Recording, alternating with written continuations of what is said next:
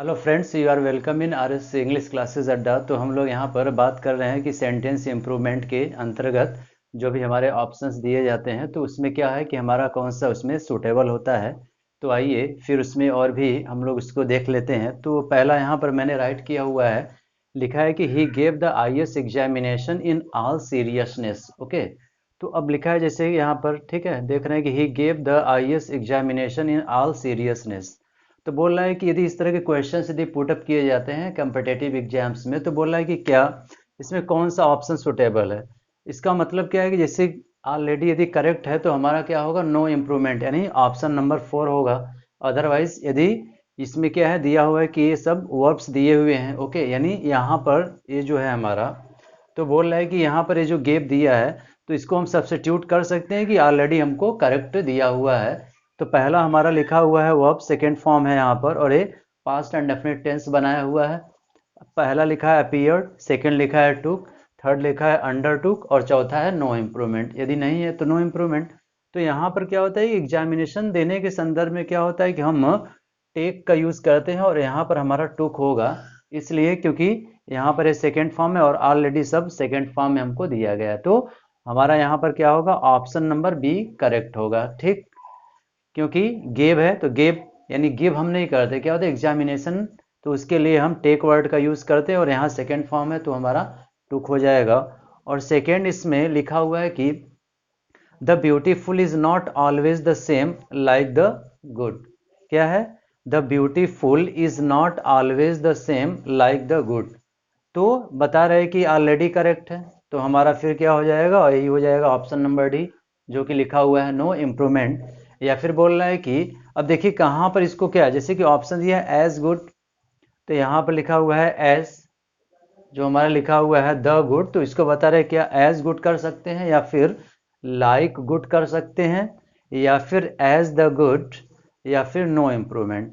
तो इसमें क्या है हमारा, हम जैसा कि देख रहे हैं कि जो सेम वर्ड दिया हुआ है, ओके, तो सेम वर्ड दिया हुआ है तो इसके साथ क्या हुआ कि एज का हम यूज करते हैं। ओके, तो देख रहे हैं कि स्टार्टिंग के जो हमारे फर्स्ट और सेकेंड ऑप्शन दिए गए हैं इसमें हम देखें तो इसमें क्या है हमारा, यहाँ पर एज गुड तो लिखा है लेकिन क्या है कि द नहीं दिया हुआ है, यानी ए वाला इसी के साथ रहेगा, तो थोड़ा ध्यान देना है। और बी वाले में लाइक गुड, बीच में द को नहीं दिया है, लेकिन यहाँ पर क्या है हम देख रहे हैं कि एज लाइक द गुड, यानी सेम लाइक दिया हुआ है तो हमारा यहाँ पर क्या हो जाएगा, same, okay, as the good, यानी इसमें हमारा क्या हो जाएगा, option number C will be correct. Okay, फिर आते हैं क्वेश्चन नंबर थर्ड पर, और ये भी बड़ा इंपॉर्टेंट है, कंडीशनल सेंटेंस पर बेस्ड है हमारा, और लिखा हुआ है कि if he had time he will call you.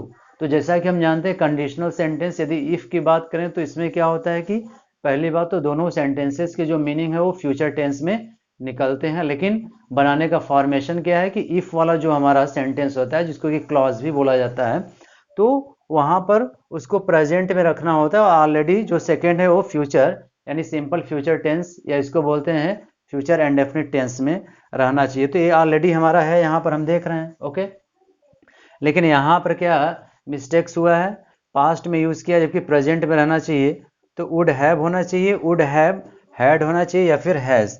तो यहाँ पर हमारा हो जाएगा ऑप्शन नंबर सी, यानी क्या होगा, यहाँ पर हम क्या लिख सकते हैं, यहाँ पर हमारा हो जाएगा हैज, क्योंकि इफ ही हैज टाइम इसका मतलब है यदि उसके पास समय होगा तो वह तुम्हें बुलाएगा, ही विल कॉल यू। बात समझ रहे हैं। तो इसमें क्या होता है कि इफ वाले में कि पहला वाला जिसके साथ कंडीशन लगा है उसको हम किस में रखते हैं, उसको सिंपल के प्रेजेंट टेंस में रखते हैं। अब वो कुछ भी हो सकता है, जैसे सिंगुलर है यहाँ पर ही हैज, क्योंकि हैज है, ऑप्शन चेंज भी हो सकते हैं। यदि सब्जेक्ट हमारा यहाँ पर यदि कोई प्लूरल देता और एक ऑप्शन दे देता हैज का और एक ऑप्शन दे देता हैव का, तो ऑब्वियसली हमारा हैव होता, क्योंकि सब्जेक्ट के अकॉर्डिंग चलेगा। ओके, तो इसमें हमारा हो गया ऑप्शन नंबर सी। फिर आते हैं क्वेश्चन नंबर, यहाँ पर जो हमारा दिया हुआ है फोर्थ लिखा है the members of his family are coming in this train. क्या है question, the members of his family are coming in this train. तो यहाँ पर बोल रहा है कि, और ऑप्शन से क्या लग रहा है कि प्रीपोजिशन बेस्ड यहाँ पर क्वेश्चंस पुटअप किया हुआ है, और प्रीपोजिशंस तो यहाँ पर जो है हमारा ए ऑफ, इसकी बात नहीं हुई है। क्वेश्चन यहाँ पर जो हमारा इन बोल रहा है कि इन दिस ट्रेन, तो क्या होना चाहिए यहाँ पर, विथ, बाई, ऑन, यानी इसको लेकर बनाया गया है, क्योंकि एक प्रीपोजिशन हमारा यहाँ भी है लेकिन ए नहीं, ए वाला जो है यहाँ पर तो लिखा है with, by, on and number D लिखा है नो इम्प्रूवमेंट। तो यहाँ पर क्या होता है दिस ट्रेन, तो किसी मीन्स यानी साधन के लिए क्या करते हैं हम बाई प्रीपोजिशन का यूज करते हैं, तो हमारा यहाँ पर क्या हो जाएगा ऑप्शन नंबर बी हो जाएगा, यानी by this train will be correct option, यानी इसमें हो जाएगा हमारा क्या ऑप्शन नंबर बी। ओके, और लास्ट यानी फिफ्थ क्वेश्चन है, लिखा है कि it is high time that we did something about it. कोई कार्य रहा होगा तो उसके लिए ऑब्वियसली बोल क्या रहा है कि it is high time that we did something about it. तो बोल रहा है कि हैड डन ए होना चाहिए, वुड डू ए होना चाहिए, हैव डन नंबर सी होना चाहिए, या फिर नो इम्प्रूवमेंट होना चाहिए। यदि देख लें कि it is high time that we did something about it, तो यह क्या है उचित समय, it is high time that we did something about it, कि हम लोगों ने इसके लिए कुछ किया। ठीक है, तो यहाँ पर हाई लग सकता है कि ए गलत यूज किया है, लेकिन ऐसा यूज किया जाता है इट इज हाई टाइम। तो यहाँ पर हमारा जो है यहाँ पर हमारा हो जाएगा नो इम्प्रूवमेंट, यानी हमारा कौन सा ऑप्शन सही होगा इसमें डी, यानी इसमें किसी भी तरह के इस सेंटेंस में किसी तरह कोई इम्प्रूवमेंट करने की जरूरत नहीं है।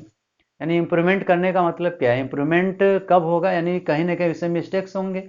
अब वो किसी बेस्ड हो सकता है, नाउन, प्रोनाउन, एडजेक्टिव, या कुछ इस तरह के स्लैंग्स वर्ड्स आते हैं, तो लाइक दिस। तो आज मैंने इस वीडियो में आपको कुछ और सेंटेंस इम्प्रूवमेंट के क्वेश्चंस को यहाँ पर मैंने बताया। तो इसी तरह की और भी वीडियोस आगे बनते रहेंगे, तो जो लोग भी अभी चैनल पर नए हैं चैनल को सब्सक्राइब करना ना भूलें। So thank you for watching this video.